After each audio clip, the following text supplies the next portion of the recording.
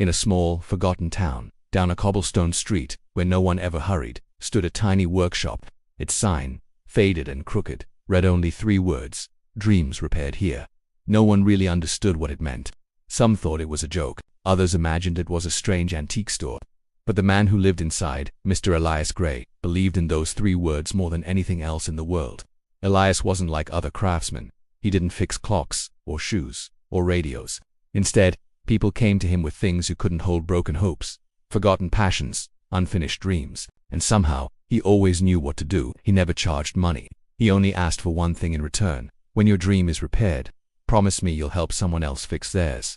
One rainy afternoon, a little boy named Samuel walked in, clutching a soaked sketchbook. He looked down, embarrassed.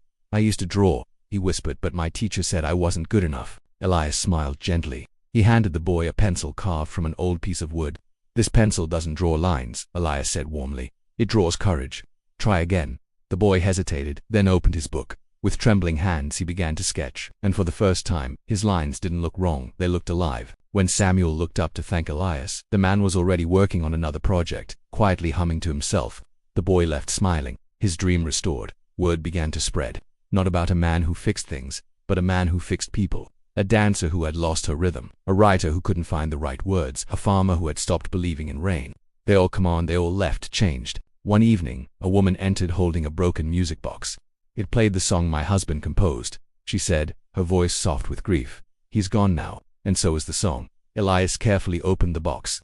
Inside there was no broken spring but a small folded note. In faded ink, it read, "If the music stops, hum it yourself." Tears filled the woman's eyes as she realized her husband had left her more than a melody. He had left her permission to keep living. The man didn't fix the box that day. He fixed her silence. As months passed, people began to wonder how could Elias possibly understand so many kinds of pain. He never spoke of his own story.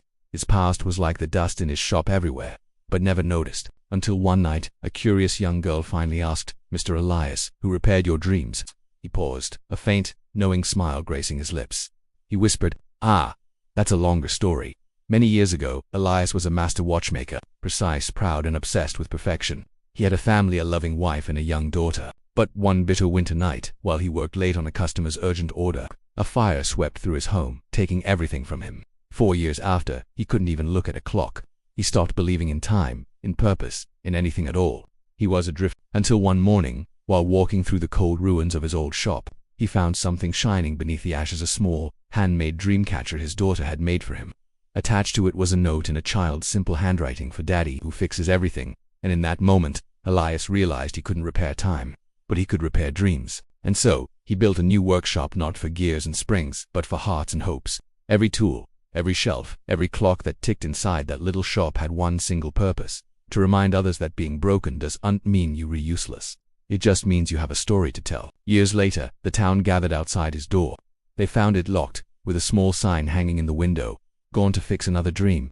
Inside, the tools were neatly arranged, the clocks still ticking their steady rhythm, but Elias was gone. Some say he moved to another town in need. Some say he became a dream himself, visiting those who had lost their way in the quiet of the night. But one thing everyone agreed on after meeting him: no one ever looked at their dreams the same way again. More years passed, and little Samuel, the boy with the sketchbook, grew into a renowned artist.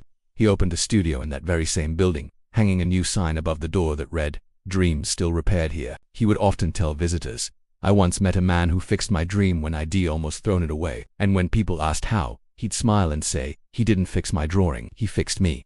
Sometimes, the greatest fix isn't to change the world, it's to restore faith within it. Because when one dream is repaired, it has the power to mend 1,000 more. Thank you so much for watching. If this story touched your heart, consider subscribing for more tales that explore the magic in the everyday. We'll see you next time.